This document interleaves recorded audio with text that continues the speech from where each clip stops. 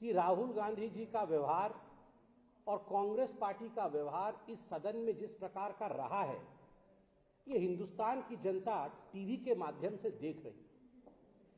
मुझे खुद एक सांसद के रूप में न केवल दुख लगता है, मगर मैं शर्मसार महसूस करता हूं कि सदन में ये सब हो रहा है। सदन में जो पार्लियामेंट के अंदर जो माननीय प्रधानमंत्री की कुर्सी होती है, उस कुर्सी पर आज नरेंद्र मोदी बैठे हुए हैं। उससे पहले मनमोहन सिंह जी बैठे थे, उससे पहले वाजपेयी जी बैठे थे, उससे पहले अनेकों नेता, अनेकों दल के नेता बैठे थे। वो कुर्सी किसी पार्टी की नहीं, वो कुर्सी भारत के लोकतंत्र के सबसे बड़े मंदिर सदन की गरिमा की कुर्सी है।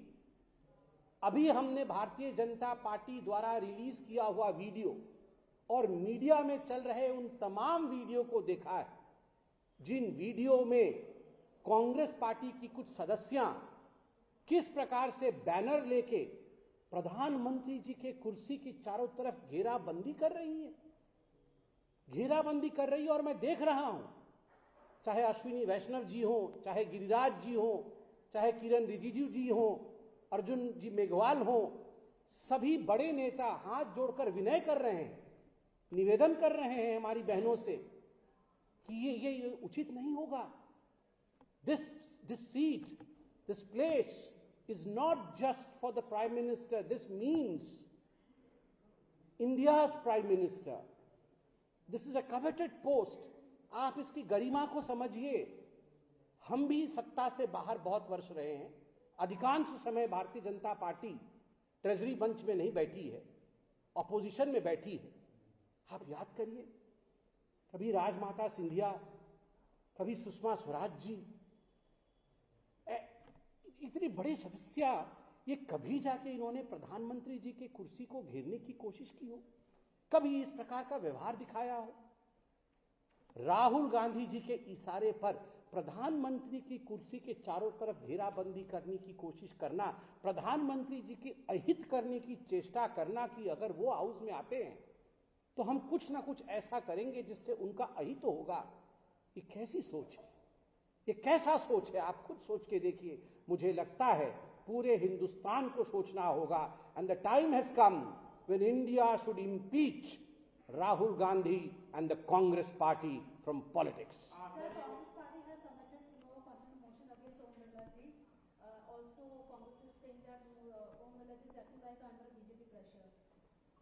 देखिए, कांग्रेस पार्टी के राहुल गांधी जी ने और कांग्रेस पार्टी के नेताओं ने, मैंने अभी टीवी पर देखा, प्रेस कॉन्फ्रेंस के लिए मैं आया था, तो उन्होंने माननीय स्पीकर के लिए अविश्वास का प्रस्ताव दिया है। इस पर पार्लियामेंट ही जवाब देगी।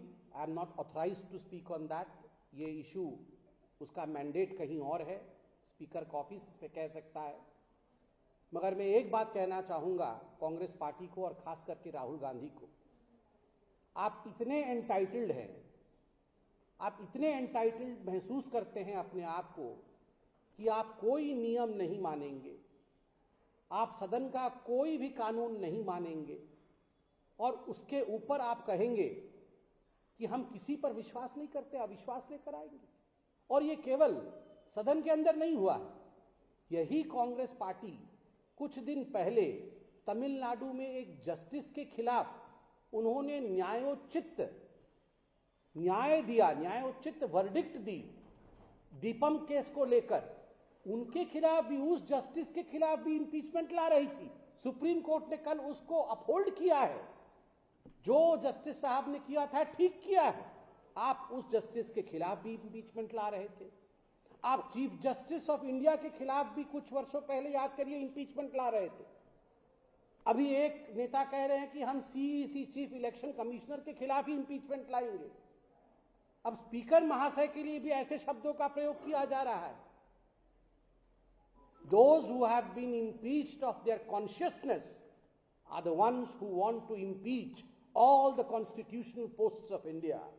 मगर याद रखिए, आज जो कॉन्स्टिट्यूशनल पोस्ट पे बैठे हुए हैं, ये मोहताज नहीं है कांग्रेस पार्टी के या राहुल गांधी के। जनता ही जनार्दन है, जनता जगन्नाथ है, जनता ही आशीर्वाद करती है, तभी जाकर प्रधानमंत्री बनते हैं। तभी जाकर सांसद बनते हैं। जनता के दरबार में आज लोग ये जानते हैं कांग्रेस पार्टी का षड्यंत्र क्या है। और मैं आपको बताता हूं, आप आने वाले चुनावों में देखिएगा कांग्रेस का हश्र क्या होगा। विगत कितने चुनावों में कांग्रेस का हश्र क्या हुआ। ये एसआईआर जाके रो रहे थे राहुल गांधी बिहार में। क्या हुआ बिहार में राहुल गांधी का? महाराष्ट्र में बीएमसी के चुनाव में क्या हुआ राहुल गांधी जी के पार्टी का? हरियाणा में क्या हुआ राहुल गांधी जी के पार्टी का?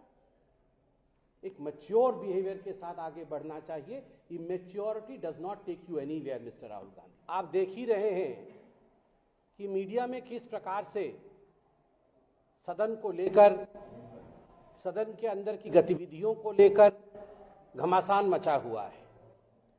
पूरे देश में विपक्ष कहीं न कहीं एक अस्थिरता का माहौल बनाने की चेष्टा कर रही है।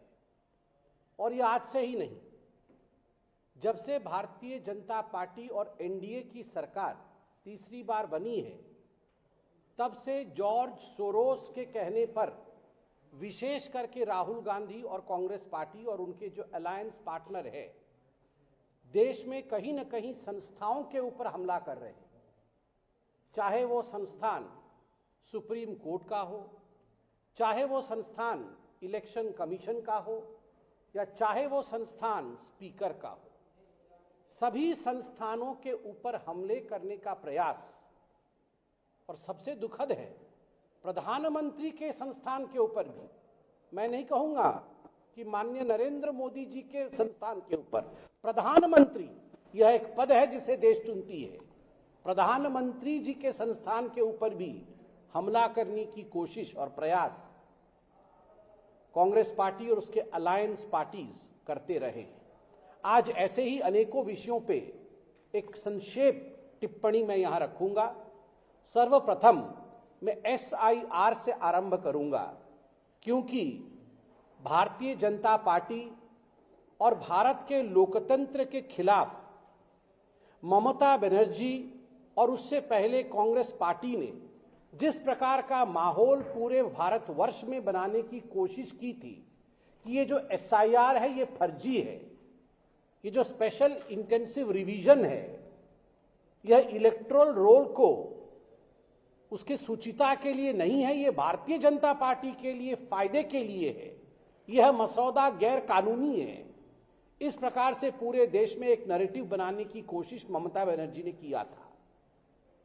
ममता बनर्जी यहां तक विषय को लेकर आई थी कि वो खुद सुप्रीम कोर्ट में एक पिटिशनर के रूप में विगत हफ्ते, पिछले हफ्ते उन्होंने अपने आप को प्रस्तुत किया था। खुद उन्होंने दलील रखी थी और उन्होंने कहा था कि एसआईआर के माध्यम से बंगाल के ऊपर अत्याचार हो रहा है। उन्होंने अपील की थी कि एसआईआर को खारिज कर दिया जाए और ये जो अपॉइंटमेंट्स हैं ये गैर कानूनी है। मगर कल सुप्रीम कोर्ट ने जो अपना निर्णय दिया है वो कहीं न कहीं ममता बनर्जी और तृणमूल कांग्रेस की सरकार जो बंगाल में है उसको एक बहुत बड़ा झटका है। सुप्रीम कोर्ट ने बहुत स्पष्ट रूप से कहा, और मैं पढ़ना चाहूंगा क्योंकि अंग्रेजी में कहा गया है, शब्दशः मैं पढ़ रहा हूं। Whatever orders or clarifications required, we will issue, but we will not allow any impediment in SIR.